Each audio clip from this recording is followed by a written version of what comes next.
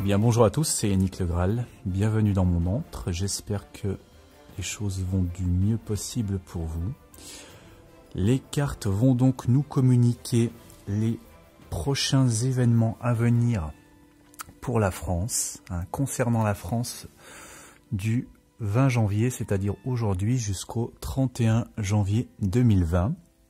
Aujourd'hui, je n'ai pas choisi les jeux que j'utilise les plus fréquemment, puisque j'ai pris tout d'abord le tarot des 78 portes, le tarot afro-américain, qui sont donc deux jeux que j'utilise très peu. Donc, c'est l'occasion de varier aussi les lectures, de varier les images qui sont employées. Et donc, le symbolon est l'oracle du Suar que j'utilise plus régulièrement. Voilà, je voulais remercier les quelques personnes qui me soutiennent parmi vous. Vous êtes actuellement mon unique source de revenus, donc un grand merci vraiment chaleureux de moi et de ma famille à votre égard pour nous aider dans cette aventure-là qui, j'espère, vous passionne autant que moi. Si vous aussi vous désirez m'aider, vous pouvez trouver sous la vidéo deux liens qui mènent pour l'un à Tipeee et pour l'autre à PayPal. Voilà, merci par avance. Allez, il est temps de regarder et de découvrir ensemble les 4 événements importants de l'actualité en France jusqu'au 31 janvier. On y va, premier événement. Alors, ce qui est bien avec ce tarot, c'est qu'il est assez immédiat, ce sont des images contemporaines. Donc là, on voit tout de suite qu'il y a un médecin. Un médecin, donc lui, il est face à une dame handicapée. Ensuite,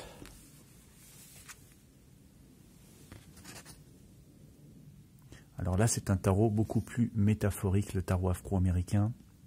Allez, on va voir par la suite. Donc ça, c'est la roue. Un cycle, un changement. Ensuite, on a le fou. Qu'est-ce qu'on parle de psychiatrie peut-être. Et à la fin, on a un mirage.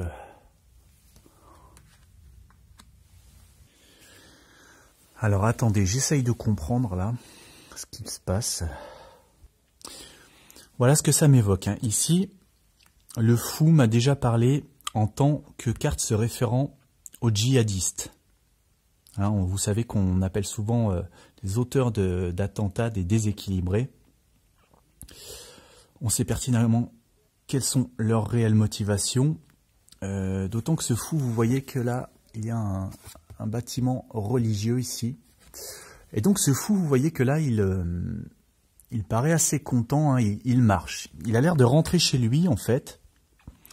Et en ce moment, il y a des libérations de djihadistes qui commencent à survenir. Ici, c'est la carte du soin. Du soin, j'ai l'impression voilà, qu'on est dans alors peut-être le soin psychiatrique ou quelque chose comme ça, puisque le système français les traite souvent comme des déséquilibrés. Et la roue, ça évoque un nouveau cycle du changement, un nouveau départ. D'autant plus que là aussi, on a une roue. Là, on a quelqu'un qui marche, donc on a quelque chose en mouvement. Et pour finir, on a le mirage. Le mirage qui nous évoque le mensonge, la tromperie. Donc là, je me demande si on n'a pas peut-être quelque chose en rapport avec ces djihadistes qui sont libérés, voilà, qui peut-être donc commencent un nouveau cycle de vie finalement en quittant la prison, donc en ayant peut-être été examinés par des docteurs pour attester qu'ils étaient inoffensifs. Mais voilà, en fait, c'est un mensonge à la fin, c'est un mirage. Donc ce sont des choses cachées en fait, cette nouvelle virginité. Ce comportement peut-être exemplaire montré devant les juges, devant les experts, devant les médecins, en fait, voilà, c'est du mensonge, c'est un écran de fumée. Voilà. Allez, on attaque la ligne 2.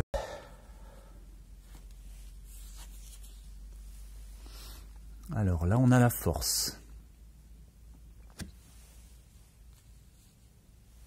Alors, soit on est sur une histoire avec un animal, soit on est sur le côté métaphorique et symbolique avec maîtriser des instincts, maîtriser une pulsion animale. On va voir la suite. on a le 4 d'épée. Avec cet homme qui gravit un escalier interminable qui monte dans les cieux. Alors là, je vais regarder la signification de la scène en arrière-plan qui fait appel à des personnages historiques, réels. Ça peut être un indice éventuellement. Alors c'est Norbert Rieu, je ne sais pas qui c'est. Bon. Et le dieu, c'est le dieu Akongo qui abandonne l'humanité. Donc là, on nous parle de retraite. Est-ce que c'est par rapport aux retraites? Retraite, abandon, solitude. Donc oui, c'est quelqu'un qui se retire. On a aussi un homme âgé ici. On va voir la suite. Là, on a la carte du Saint-Belon avec des relations hobofixes. Carte qui parle aussi parfois des homosexuels. Et à la fin, on a l'étape. Ok. Donc effectivement, si on était dans les retraites, là, ce que m'indiquerait cette carte, je dirais que ce lion, cette force qui s'est déchaînée et qui commence à s'assagir, eh bien ce sont les grèves, les grévistes, le mouvement de colère qui peut-être commence à se calmer, commence à être amadoué. Et là, on nous parle de relations beaux fixes, de collaboration aussi, de gens qui travaillent ensemble. Voilà, on a une idée ici de l'État, peut-être de la République aussi. Donc, voilà, peut-être les syndicats, le gouvernement qui commencent à trouver un terrain d'entente, à travailler ensemble. Et puis, voilà, l'étape, donc effectivement, une nouvelle étape qui débute, qui paraît donc plus sereine que ce dernier mois et demi. Voilà, on entre peut-être dans une nouvelle étape, plus de dialogue et de collaboration, mais pas de retrait, je dirais pour l'instant. Allez, on regarde l'événement numéro 3. Alors, bon, c'est intriguant ça, on nous parle de rêve. Un dragon, un ange, une couronne, de l'or, des bijoux. Une femme qui dort, un monde illusoire peut-être, on va voir. Alors le 9 d'épée, quelqu'un qui a l'air bien remonté, avec des espèces de machettes à la main. Et alors ici, un personnage qui possède un masque pour respirer, un masque chimique sur la tête. Ok. Et ce personnage qui tient les machettes, c'est Oulakanyana, qui est le démon nain ennemi des hommes en Afrique du Sud. Cette carte nous parle de cauchemar, de terreur, de danger menaçant. Bon, on va regarder toute la ligne avant de extrapoler.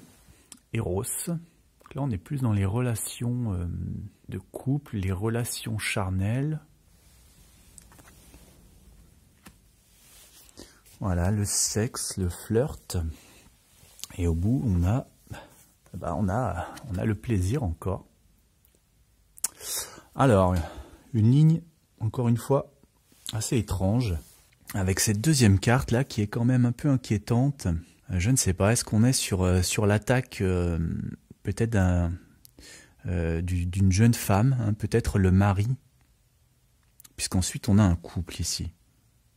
Donc peut-être un mari qui s'en prend violemment à sa femme la nuit, peut-être, dans un couple, voilà, parce qu'il peut-être il la soupçonne de prendre du plaisir avec un autre homme, de le tromper. Voilà, sûrement un fait divers de cet acabit. Donc je suivrai tout ça et puis je vous ferai un retour si nécessaire. On regarde la dernière ligne.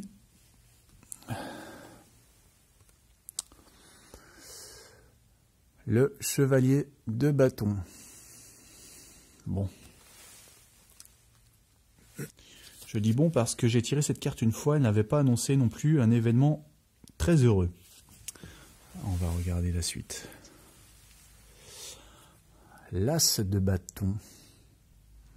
Un arbre, un soleil, donc là on est peut-être sur un événement naturel.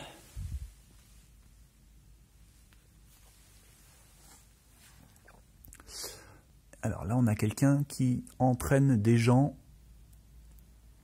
derrière lui, pas toujours pour de bonnes raisons, hein, c'est peut-être jouer du pipeau, puisque cette carte s'appelle l'enjôleur. Et au bout, on a la prison. Alors au début, je pensais à la tempête. Je crois qu'une tempête doit frapper la France. Quand j'ai vu les deux premières cartes, hein, voilà, ici ces portes qui s'ouvrent avec ces oiseaux qui s'échappent, cet arbre. Mais enfin, en voyant la fin, ça m'évoque quand même d'autres choses.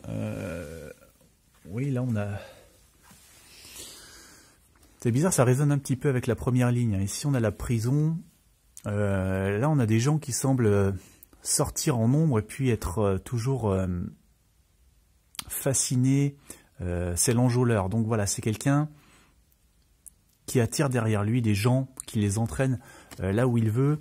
Ici on a encore des portes qui s'ouvrent en grand, hein, avec des oiseaux noirs, des oiseaux de mauvais augure qui en sortent. Ce qui me pose question au milieu, c'est l'as de bâton. Pourquoi il est là, hein, métaphoriquement, l'as de bâton, c'est là encore être au début de quelque chose de nouveau, d'un nouveau projet, voilà, d'une nouvelle entreprise. Bon, cet arbre, il a l'air mort, ou alors il évoque l'hiver, peut-être, il n'a pas de feuilles. Ou il évoque peut-être quelque chose avec beaucoup de ramifications. Mais c'est peut-être ça qu'il faut voir. Je pense qu'on est toujours sur la question des djihadistes qui sortent de prison, de quelque chose comme ça. Et donc le système d'embrigadement, quelque part, hein, c'est l'idée qu'on a ici, l'embrigadement, eh bien, est tellement complexe, hein, la manière de toutes ces branches entremêlées ici. Voilà, que oui, c'est assez dangereux de laisser peut-être sortir ces gens. Voilà, une actualité tournant autour de cette question-là, a priori.